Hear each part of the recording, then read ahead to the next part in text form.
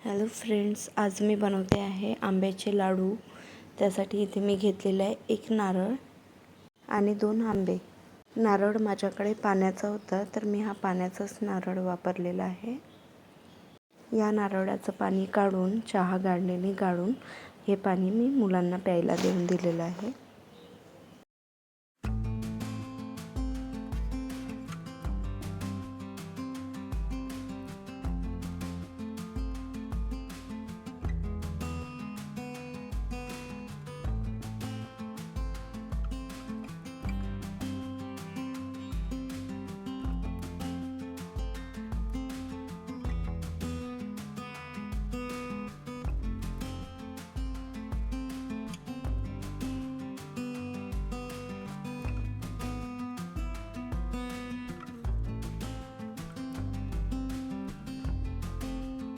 तर इथे नारळ काढून झालेला आहे। नारळ ओला असल्यामुळे याला नारळाचं बाहेरचं कचरा लागलेला आहे, त्यामुळे मी याला एका पाण्याने धुवून घेत आहे।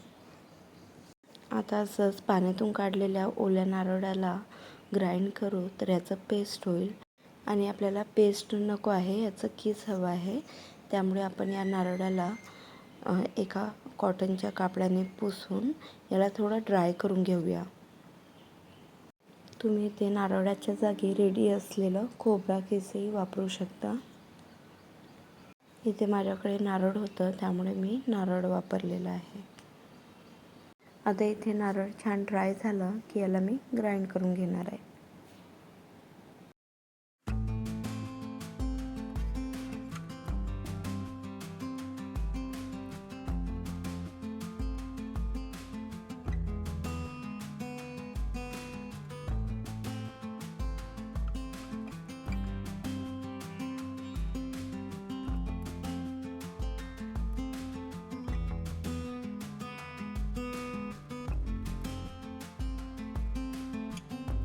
तर इथे बघा, ग्राइंड करून माझं खोबरा कीस तयार झालेला आहे।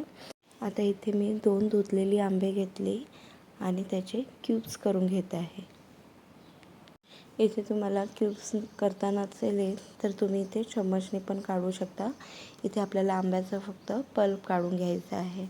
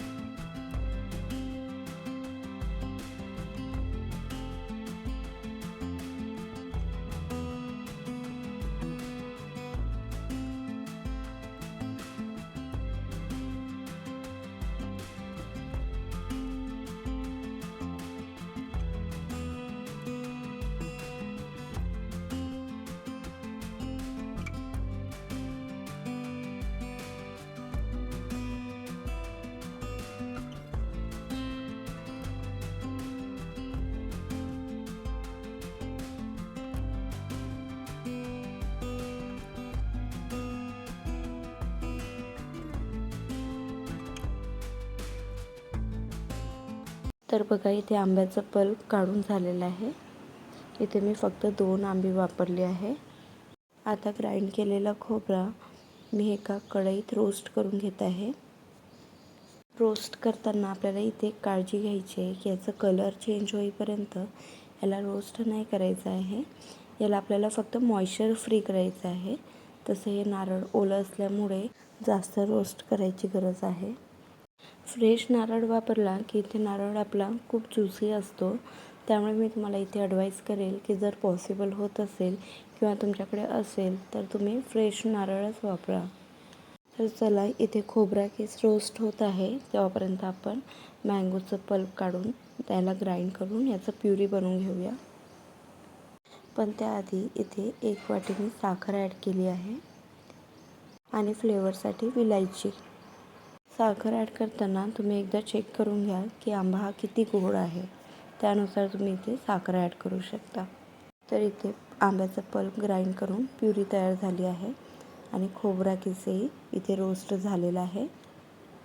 आता या खोबरा किसमध्ये आपण आंब्याची प्युरी ॲड करून घेऊया.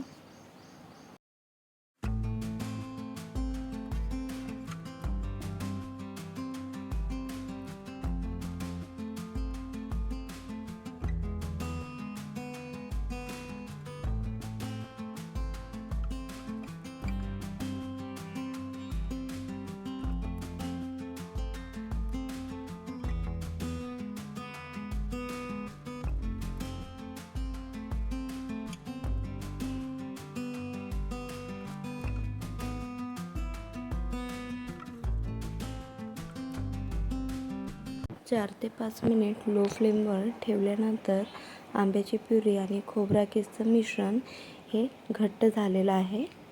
आता यात मी 1 बाउल मिल्क पावडर ॲड करते आहे. 2 ते 3 मिनिट लो फ्लेमवर कंटिन्यू मिक्स केल्यानंतर यात 2 टेबलस्पून घी ॲड करायची आहे. इथे मी छोट्या वाटीने 1 वाटी घी ॲड केली आहे.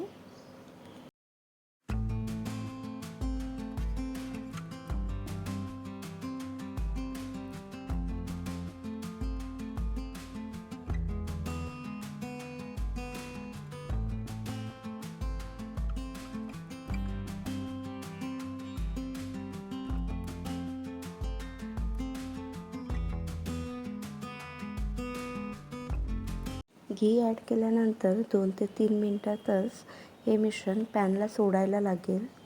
तेव्हा इथे आपल्याला समजायचं आहे की आपलं मिश्रण लाडू बांधण्यासाठी तयार झालेलं आहे. आता इथे आपण आंब्याचं मिश्रण थंड होऊ देऊ. थंड झालं की आपण लाडू बांधायला सुरुवात करू. तर आता इथे आंब्याचं मिश्रण थंड झालेलं आहे. आता लाडू बांधून घेऊया. पण त्याआधी इथे मी 1 प्लेटमध्ये खोबरा किस घेतलेला आहे सगळ्या लाडूंना गार्निश करण्यासाठी. लाडूंना खोबरा किस लावल्यावर ते लाडू एकामेकांना चिपकणार नाही आणि दुसरं म्हणजे की ते दिसायला छान दिसेल.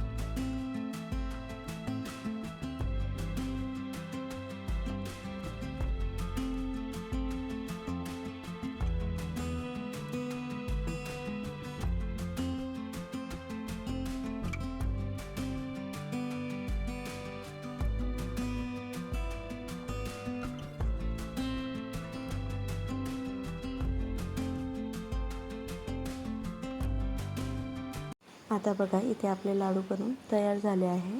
आता यावर मी बदामचे तुकडे लावते आहे. तुमच्याकडे पिस्ता असेल तर तुम्ही पिस्ता पण लावू शकता किंवा तुमच्याकडे काजू असेल तर तुम्ही यावर काजू पण लावू शकता. त्यामुळे हे दिसायला पण खूप सुंदर दिसेल. आणि टेस्ट तर मला सांगायची गरजच नाही, कारण आंब्याचा टेस्ट हा सगळ्यांनाच आवडतो. आणि हे लाडू मी स्पेशल माझ्या ऑफिस स्टाफसाठी बनवले होते आणि त्यांना खूप आवडले आहेत.